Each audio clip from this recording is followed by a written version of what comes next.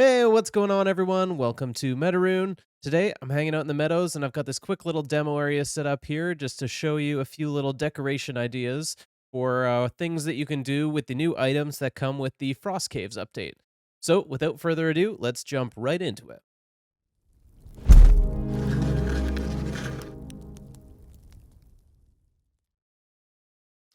First of all, I figured I'd show you this cool new Brazier pillar concept. You can essentially embed the new standing brazier right inside of a stone pillar. It gives this neat kind of effect. You can do it a little bit lower, so it's kind of just coming out of the rock. Or on this one, you can see I've got it a little bit higher, so you can see the tripod kind of coming up out of the stone a little bit more. Nice little effect, kind of a new way that's a little bit more grand, I would say, than the iron torches sticking out of the top of the stone pillars. So, yeah, I'm a big fan of this look. Let me know what you think. Let's look at how we build one of these pillars. First of all, you want to make sure you've got a stone foundation underneath so the pillar doesn't collapse on you. Got that down below here. And then you're going to take a wooden beam and you're going to place it kind of just off to the side of where you would want your pillar. And then you're going to use that as a backing board and kind of drop another pillar down a little ways. This maybe takes a little bit of experimentation, but let's try it there. And then I'm going to leave the backing board there, and now I'm going to place my brazier right on top of the lower one of the two. So that gives you kind of an idea of what that looks like there. And then I want to delete the bottom one, keeping my backing board there still, so that it stays supported. And then I can shift place my pillar underneath the brazier there. So you can see with this one, I've placed it so that the brazier is kind of sitting right on the pillar. If you place that lower board a little bit higher, that lower pole a little bit higher up your backing board, it'll lift the brazier a little bit higher and you get this kind of tripod effect. So it's up to you, kind of whatever look you're going for. Um, this is kind of the look I've got here. And then finally, you just remove your backing board and you're good to go. You've got your pillar. Next up, I figured I'd show you something cool you can do with the Ulv trophies. So they're these kind of furry little tails, and they've got kind of an interesting shape with them. And there are a lot of different things you can do, but I just figured I'd show you this one here. You can create some neat patterns with the curvature of them, and it gives you this nice kind of more plush rug look with a cool pattern. You can see I've layered it here with the new jute rug on the bottom. Another great thing with the jute rugs here is they're super square, so you can combine them to make an extra large rug or even carpet an entire room, which I really like. So let's have a closer look at how you make this. When you're building a larger jute carpet, first of all, you want to find your center point. So, I'm going to align it with my doors here and this window. So this is going to be my center point right here. So I want to place my first one just overlapping. You want to make sure that the tatters overlap this little line here. So I'll do that here, and same thing here, here, here. And one thing that you'll see is where these are kind of clipping into each other, there's this kind of glitchy effect where it's showing one over top of the other and it's like reversing them back and forth, which drives my OCD crazy. Maybe it does the same for yours. So, one trick, if you've got the resources for it to remedy this, is to just place a second one over top here and then diagonally. Oh, move that one just a little bit over again so it's covering more of the glitchy stuff. And you get this kind of layered effect, and now the only spot that's glitching is right in the middle here because you've actually got a little bit of height difference between these ones. So that's a great little trick if you're layering rugs. You can see it just a little bit if you kind of look at it from the side, but I kind of like the depth that it adds personally. And yeah, you get a nice little glitch-free carpet for your bedroom. Next, to add our little patterned wolf rug in the center, you want to get out your item stands. Where are they? Here. And then you want to start just kind of offset from the center and figure out which way they're aligned. So that one's sticking out like that. And then I just move out into the left a little bit and I switch it 2 ticks, get another one, same thing. and just kind of repeat all the way around. One thing that you may find um, is that it's tough to click on the item stand once you've got a few of these placed. So, yeah, just kind of need to play with it a little bit, and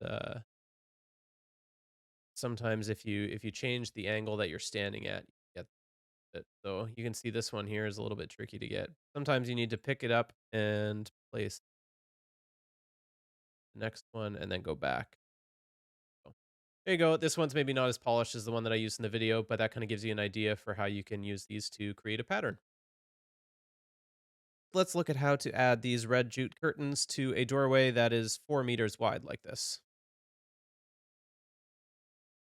You want to take your darkwood beam, or your darkwood pole, I guess it is, the 4 meter one, and place it up along the edge here like this. And then you want to select your red jute curtain and turn it whichever you like, excuse me, turn it whichever way you like. I kind of like when it kind of slopes outwards towards the pole like this, and then you just want to use that darkwood pole as a backing board. And I'll click there, and then flip it around and do the same thing. And then I want to select my darkwood arch, and you can actually clip these into the 4 meter beams. So you can see here that my jute curtain is actually clipping outside of my darkwood arch, so that tells me that I want to move it back a little bit. So let's try that here. Bit of trial and error. So I'll move it back.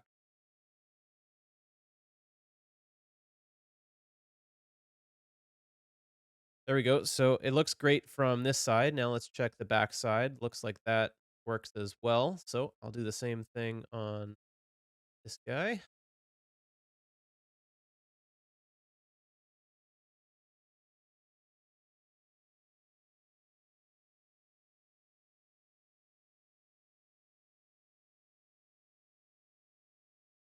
And there you have it.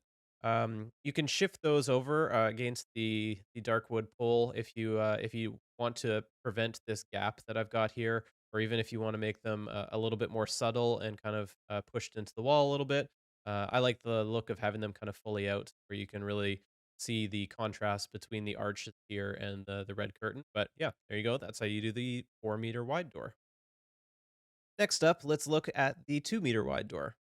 This one's pretty simple. You could probably figure this one out yourself, but I'm just going to place the 4 meter darkwood poles on either side, and then I can flip these in so that they are showing about halfway. I'm using the wall above to line up with this point here. If you want to have them overlapping, you can. I just kind of like the look where they meet in the center, and there's a little bit of a gap. But again, if you want to have them overlapped like this to have more privacy within the doorway, then you can definitely do that. Try that there, and then you just clip a 2 meter dark wood beam over top, and there you go. Got your covered doorway. Next up, we've got this nice little window covering in combination with the dark wood beams, the red jute curtains coming down. Again, I love this look together. You can do kind of a fun little angled look with the pillars on the sides of the window. Now, let's give our window some nice decoration. I found that the windows need to be about 4 meters tall like this for you to get good visibility out the window. Otherwise, the curtain kind of cover the window too much. So you can see I've got a 1 meter high wall here, and then I've got 2 2 meter high walls stacked on top of each other. And then I've just placed some dark wood beams for ornamentation along the top. Next, I'm going to grab my red jute curtain, and I just want to kind of use them as a backer and place them right in the center of those boards. Other one, line it up. We go into free fly mode. I'm a little bit off center, but I think that'll work for just for this demo. And then go back to a darkwood beam and kind of clip this one in place. So now you kind of hide those bars at the top of the curtains, and then at the bottom, I just like to kind of shift click or shift place this on the outside, and then come around on the inside, start myself on fire, and do the same thing here. And this just gives you kind of a nice little window. window ledge. Looks like that one's a little bit off. There's back side. Clean that up. And then I really like the look of kind of rotated angular dark wood beams on the corners of the windows. So I'm going to pull out the 4 meter pole and just rotate them 45 degrees here and flip them in like that. And there you've got a nice little fancy window covering for your very own Valheim Manor. Overall, with these new build pieces, I really feel like they add a level of richness and like luxury to your builds. That red color is really punchy. They have quite a bit more detail than some of the other pieces, which works really well. They blend super well with the dark wood beams, which already kind of lend that richer, more detailed feel. And yeah, it's just a great way to kind of up level a lot of your builds, I think. So hopefully you enjoyed these little build tips with the new pieces. Let me know which one is your favorite and how you're going to be using them down in the comments below. Anyway, that's it for today. Keep an eye out for more build tips and Valheim news videos. Go build something, be awesome, and I'll catch you next time.